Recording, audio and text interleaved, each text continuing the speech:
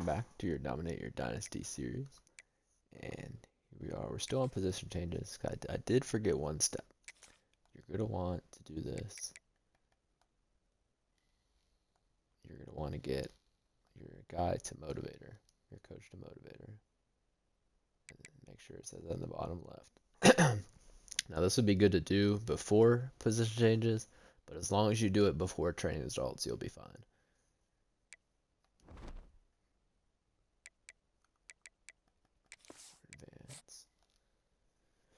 Let's see, did we get any lucky trades? Not one, man. This is the unlucky save. That's for sure. Let's see if our coach got any upgrades. Still has that, which is fine. Yeah, I don't even know what he's purchasing, honestly. It's like he's purchasing tactician or motivator stuff, which motivator is decent. So he's a master motivator, so he must have bought that. All that XP, that's what he bought. Silly. And this guy, he's pretty much maxed out on talent developer for offense. It's always good to like take your to see what your coordinators or your coaches and coordinators have. But you see some of the crazy, like from position change, you see some of the crazy boosts we get. Some of these guys are like a plus 28 to strength. That's outrageous. Got a bunch of guys at 99. And then they should have new points now too. Yeah, Dante Moore's got good points. CJ Carr's got good points. Dyer guy's got a ton of points. We boosted. That must have been the off season. I was like, what? We boosted him to get him to stay from players leaving. There's not much else to do here.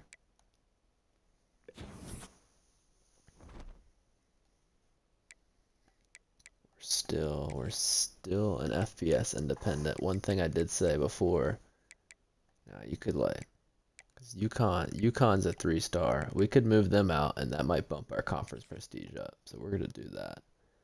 Could put UConn. I think they belong in the American. Yeah. Maybe one day I'll make like what I do for conference changes. Alright, but this independent, so now we should be, we're 2 4-stars in the independent, so independent should be at least a B plus, I would think. Alright, encourage transfers. What do we got? Gotta get rid of 8 guys.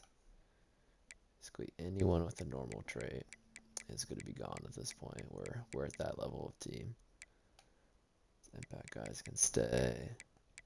It's fine. Only reason I wouldn't get rid of a normal is if they're gonna get drafted. So, that guy, we're gonna save him for later. He might get cut. Sophomore tight end.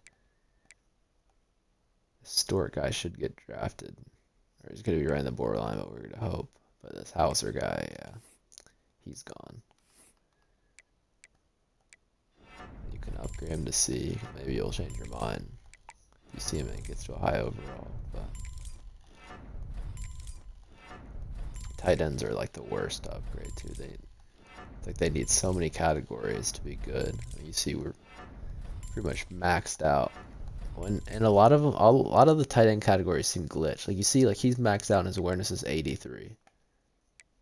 I don't know what that's about. I mean, you see, we've upgraded everything, and he barely went up 2 overalls. But if you upgrade them at receiver, he'll be like a 90 overall without any problems. So it's just like weird. There's weird little things like that. Yeah, we're gonna try to keep on that Stewart. He's gonna be the same as the other guy, same as the receiver. Guy's gonna get drafted, so we'll keep him. But this guy, this freshman guy. It's also good to just max him out too, because you're going to get a little bit more XP for your coaches. So this is not like a necessary step. It's not very important, but I still do it. And I like to see these guys end up on other teams. It's always nice to see. It feels like I helped them out, getting them to their full potential. But yeah, you can see this guy, even with a decent amount of points, he's not upgrading. And 74 overall. It's a redshirt freshman. It's not bad, but we're too good of a program to deal with that. Another normal guy. I mean, we could cut this guy as well, but I'm not going to. When they're normal guys, I prefer to cut them when they're young. It's just like ripping the band-aid off.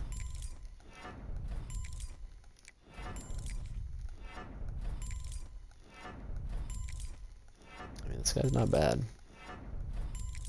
For a redshirt freshman, he's capped out, so it'd be kind of annoying to upgrade, but he's not terrible. But still not good enough for our team.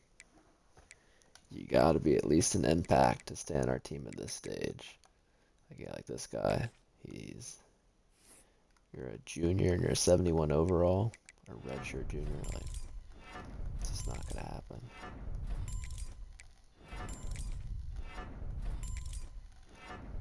You see, you get tempted to start keeping some of these guys though, because you see this guy's he's up to like a 77. He's just not gonna be able to make it.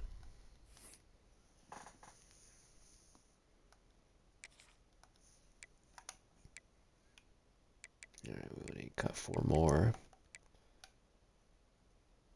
Yeah, this guy definitely needs to go. And another thing too, like if a guy's like thinking about transferring him, you're already like get him out of here.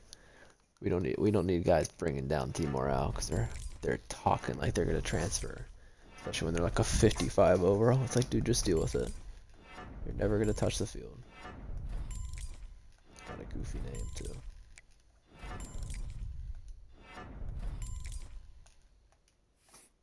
But even him, I mean, 65 overall. That's not too bad. He might play for somebody. Another normal trade. This is why I changed. You saw I changed the one guy. I changed the other guy so I could cut this guy. So you kind of gotta think ahead on some of these.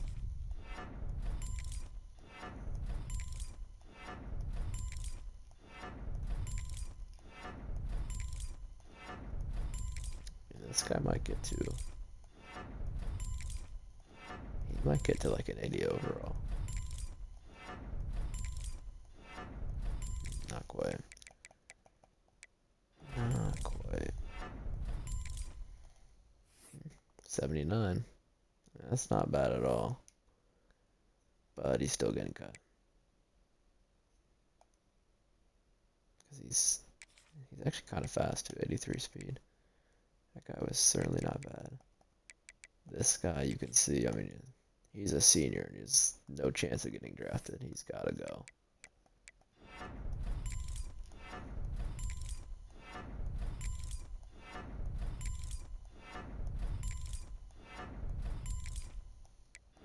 Even he might play for somebody. He might transfer in and play for somebody. Alright, we only need to cut one more. Yeah, it's gonna be that guy.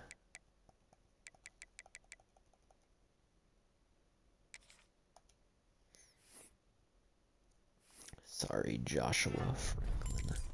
Oh man. 83 change of direction to start. That's brutal.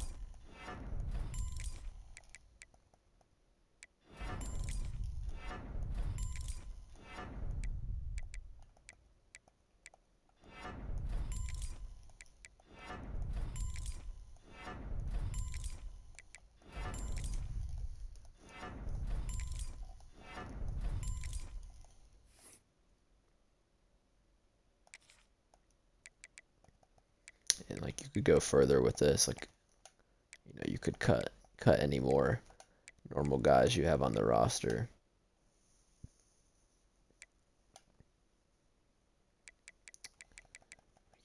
You could go and cut this receiver, but I don't know. I mean, they're like good overalls. It's not really worth it. And you might be able to get those guys drafted. So I don't really think it's a good move to do that. But if you're playing for the future, why not? All right, that was encouraged transfers. It's pretty. Encouraged transfers is usually fine the first few seasons, but next season it's probably gonna get tough. It's gonna get tough for me. Custom schedules. Could do the same thing where we want to get all our rivals, and we're gonna want as many home games as possible.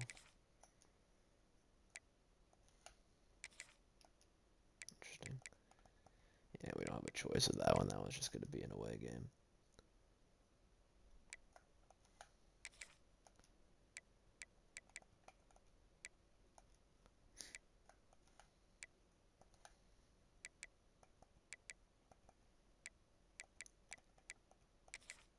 Interesting. UC late in the year. That's not a bad one. Looking for Memphis and we want Memphis and West Virginia are two of the other ones we want.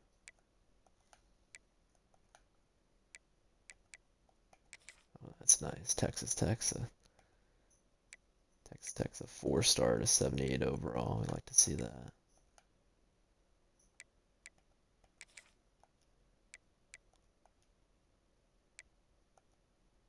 All right, we can get West Virginia and Memphis on this one.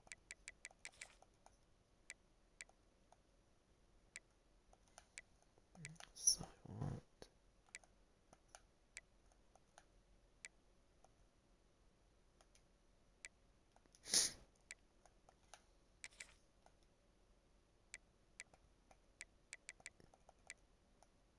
And we'll see, some of these might default back. We might have to change. We're week 4. All right, we'll give it one more shot. All these low 4 stars.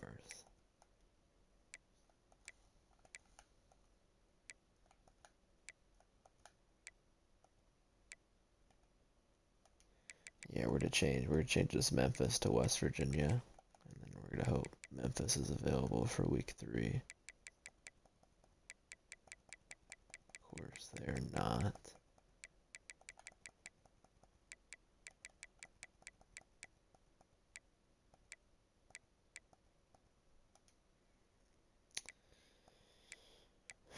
Which might cause a little bit of an annoyance.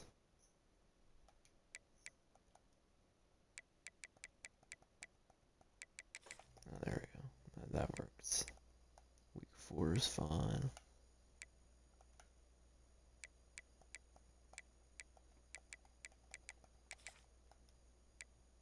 And then your week 2 doesn't really matter. It's gonna be until you get like more hours. You're probably not gonna get any visits week 2. But okay. All right. Here's our final schedule. We got Memphis. We got West Virginia. UC snuck in there late in Kentucky. Let's see. I want to look back at this. Sometimes. See, it changed. Because we played Nebraska last year, it's going to change some of these stats. So if we're to do that, we're to change it like this, and we're to make Nebraska the week 2, because that doesn't really matter. Or you could just completely change. You could just completely change them to a different team if you wanted to. But yeah, that's the only one that changed. That's good. Let's look again. But yeah, after you do it like a year or two, you want to look. Okay, now Nebraska's just a verse. Whatever, that's fine. But yeah, you always want to just check back on it, especially if you're in an online league. That it'll switch up a lot when you're scheduling. All right, we're gonna go. Our coach is still exactly the same, so we're start with Kentucky. Do our quarterbacks and receivers. Oh wow, there's not. There's no good quarterbacks in Kentucky this year.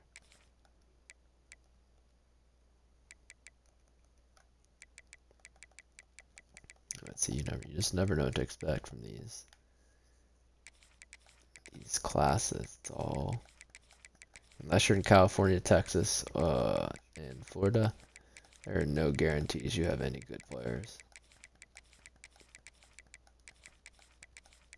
Those type of pipelines always have some.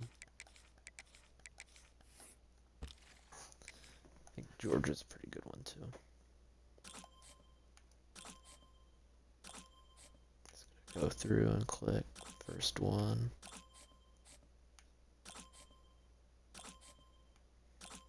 This be a lot. A lot. There we go. That was like last year, we were not getting any. It's the same, it was all quick.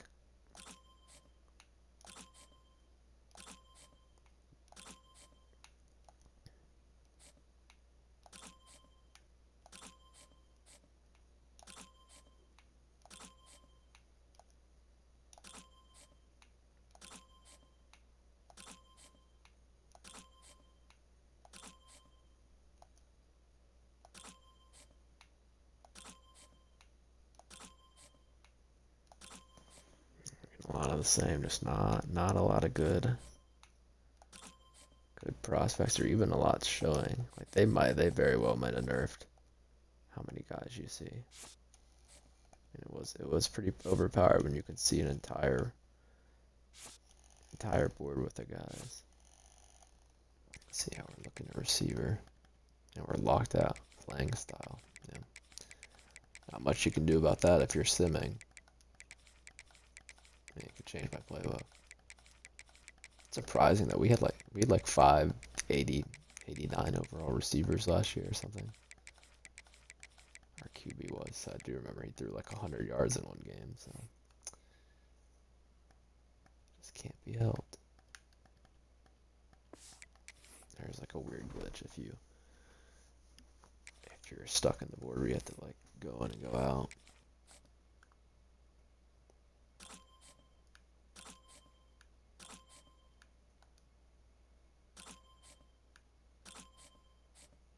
There we go, finally someone decent.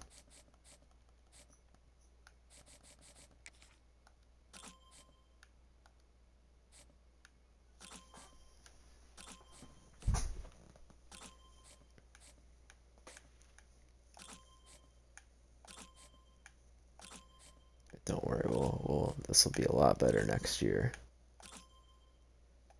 So we're gonna get specialist this during this season.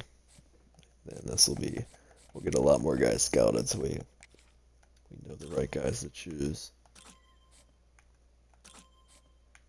And actually, though, it might be a problem because we're to be a defensive coordinator, so it's not going to help us out too much having those abilities for the offense.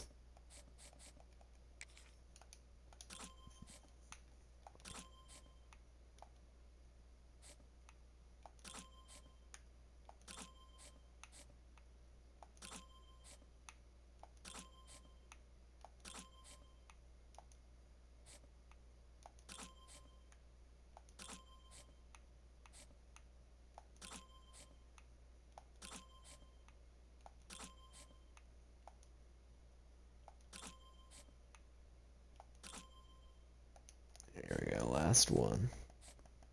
Cincinnati, Ohio. That name does not really match the face. Mock. It's like German or something.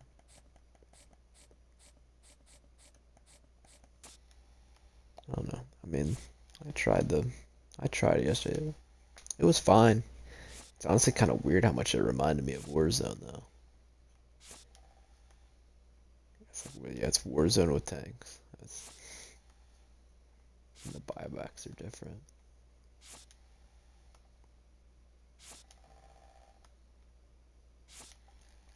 Not bad though. We're doing better than last year. We got 5 guys. 5 guys on our board worth recruiting.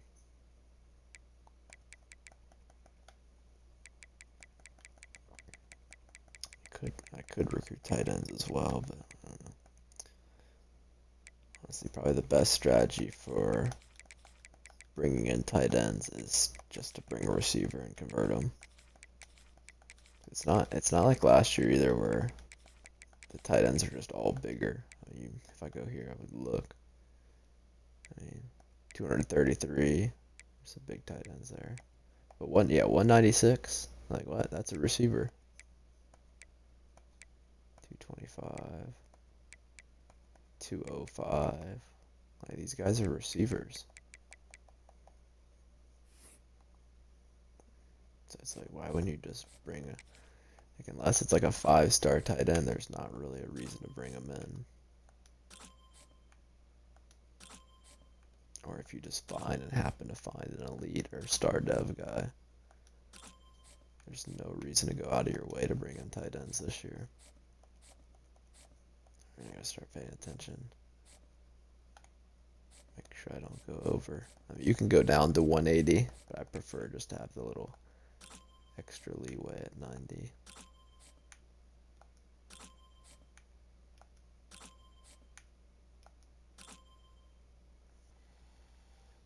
I haven't done testing on it, but you know, weight affects this stuff a little bit. It's not as much as it does in real life, but it affects blocking and pancakes a little bit. Not bad. The best players from Kentucky this year. I'll take it. I did make the mistake of putting a lot of these like 3-star Kentucky guys on my board last year. Yeah, we're not going to do that. We're going to save them for later. We should stay on a decent amount of their boards. Okay, and then we're going to do the rest of the guys in our pipelines.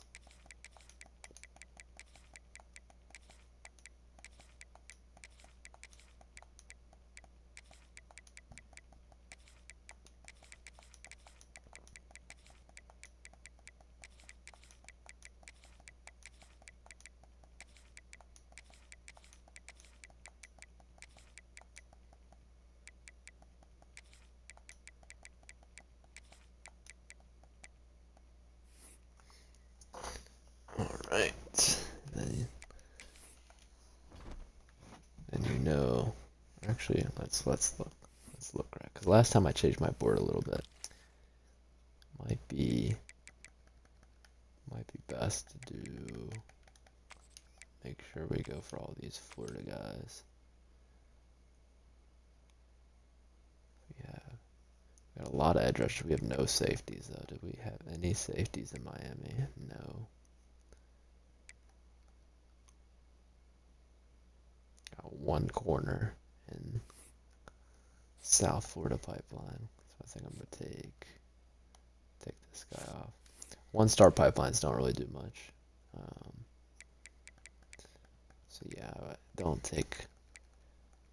I wouldn't be focusing on guys in your 1-star pipelines unless all you have is 1-star pipelines. All right, so we're gonna stop. The next step's a long one. Hope you enjoyed, and I will see you later.